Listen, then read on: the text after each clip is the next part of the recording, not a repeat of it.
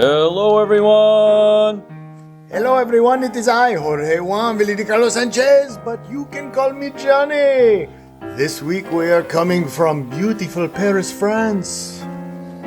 That's right. And you know what? Let's say our memory verse together. It is Joshua 1:9. Have I not commanded you? Be strong and courageous. Do not be frightened, and do not be dismayed, for the Lord your God is with you wherever you go. So, Joshua is leading a bunch of unruly people into hostile territory. Why shouldn't he be afraid, Word? Because God was with Joshua wherever he went. Before God says these words to Joshua, he reminds him that he had already promised to give the land to them.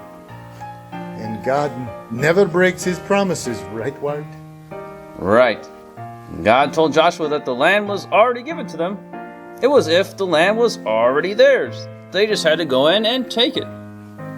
But what if someone tried to stop them from moving in? God told Joshua that no one would be able to stand up against him. God promised victory. I guess if God promised the victory, then there was no reason to be afraid. God is stronger than even the bravest man in the world, Johnny. So, Joshua could not lose. That's right, Johnny. Now, let's bring Kat and Avis for our question of the week. Sounds good. Come on in, guys.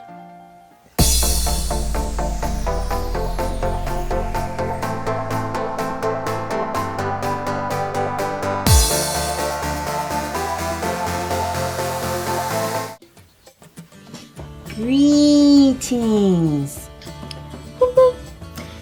Today we are on question number 2. Yes. Let's review question number 1 first, and then we'll go over number 2. Question number 1 is, what does every sin deserve? The wrath and curse of God. Can anyone go to heaven with the sinful nature? No. Our hearts must be changed before we can be fit for heaven. We call that being born again. And that's our question for today. And now it's time for... Theo and Elly.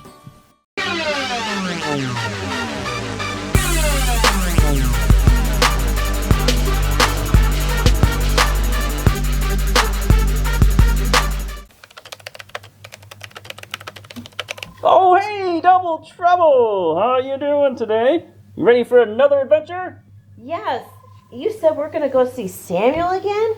Hey, I thought one more trip with Samuel would be good. How about it? Mm-hmm. Yeah. Hop on in the machine. Here you go. There you go.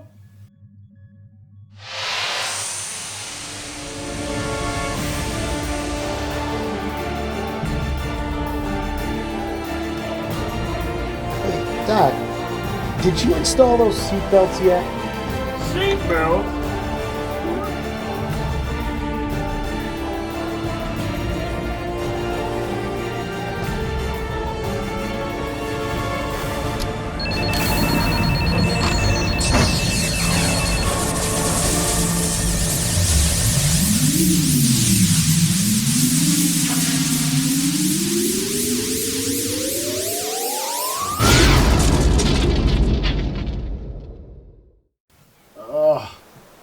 I feel a little queasy. Hey, look who's coming. It's Samuel and Saul. The Lord has sent me to anoint you as king over his people Israel. Now listen. Listen to the words of the Lord. This is what the Lord of armies says. I witnessed what the Amalekites did to the Israelites when they opposed them along the way as they were coming out of Egypt. Now, go attack the Amalekites and completely destroy everything they have. Do not spare them. Whoa, I want a sword. You're going to want to stay here for this one.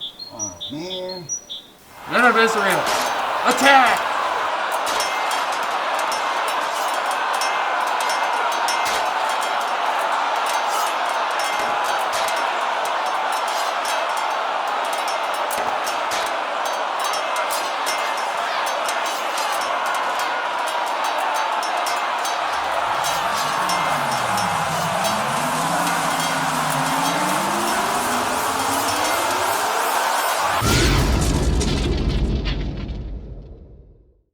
Whoa, we're jumping already? It looks like Saul has returned from battle. Yeah, I'm sure a big dude like that showed those Amalekites what's up. May the Lord bless you. I have carried out the Lord's instructions.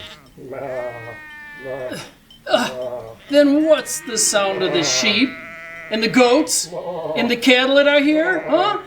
The troops brought them from the Amalekites and spared the best sheep, goats, and cattle in order to offer a sacrifice to the Lord your God. But the rest we destroyed. Stop.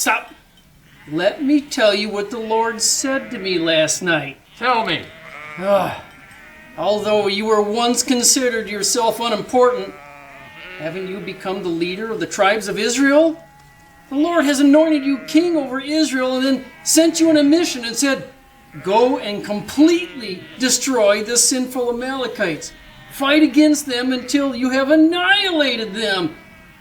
So why didn't you obey the Lord? Why did you rush on the plunder and do what was evil in the sight of the Lord? But I did obey the Lord. The troops took sheep, goats, and cattle from the plunder, the best of what was set apart for destruction, to sacrifice to the Lord your God. Does your Lord take pleasure in burnt offerings and sacrifices as much as obeying the Lord? Look, to obey is better than sacrifice. To pay attention is better than the fat of the rams. I have sinned. Oh, yes, you have. And because you have rejected the word of the Lord has rejected you from being king over Israel. Oh, I'm glad I didn't go with King Saul. Yeah, because he didn't listen to God, he wasn't going to be king anymore. Do you know who came after Saul? Oh, I know. We learned about him before. There's King David.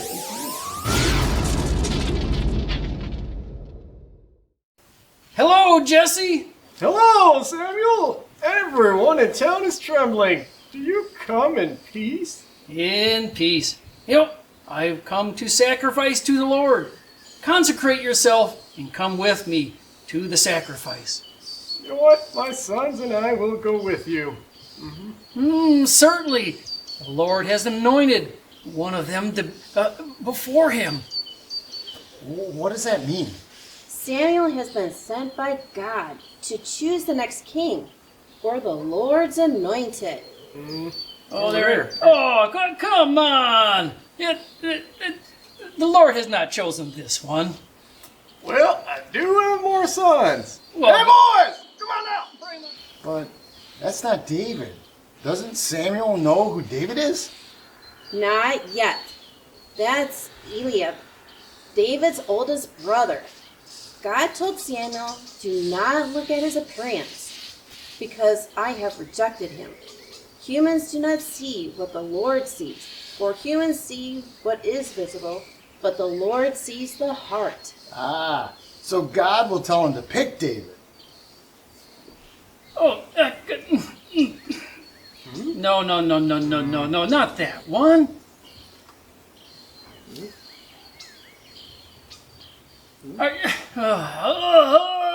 Are you kidding me? No.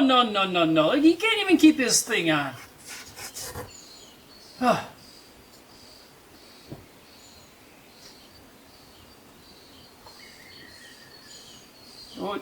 Oh, that one looks familiar. Yes. But no, not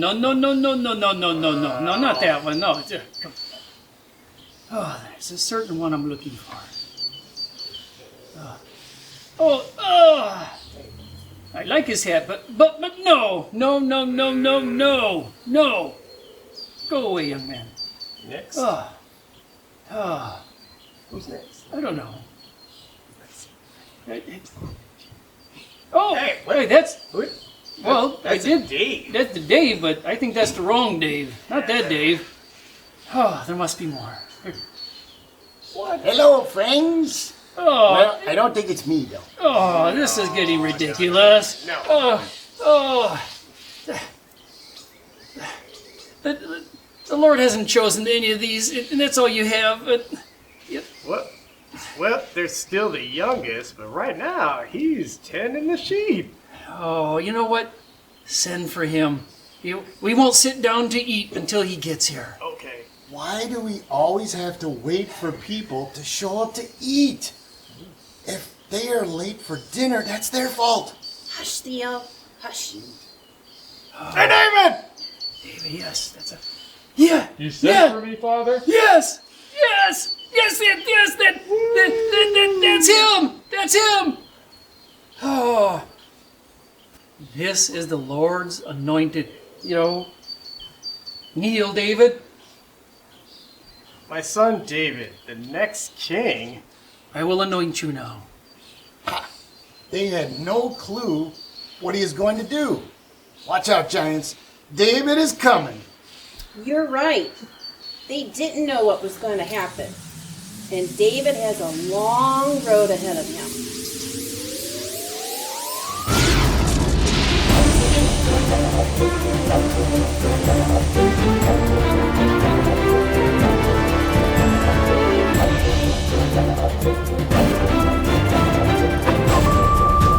Welcome back, time travelers. Did you learn anything today? I learned that God cares about our hearts. With Saul, he went out and attacked the Amalekites, but he didn't fully obey God. That's right. He only obeyed God as far as he wanted to. He tried to do what he wanted to do, but as God said, obedience is better than sacrifice. God was looking at the heart of who would be the next king after Saul. God didn't want any of David's brothers, but David had the right heart. Exactly. David was a man after God's own heart. It didn't matter that he was the youngest, or that he had a lowly job as a shepherd. God saw through all of that. Yeah, and I also learned that people back then thought they had to always wait for other people to show up to eat. I say you snooze, you lose. Theo. Just saying. Well, how about you guys come back next week? I've got another prophet I want to introduce you to. Hey, that sounds great. Oh, goodbye, Doc. Bye. See you later. Bye. The name of our Savior is everything, our kinsman redeemer.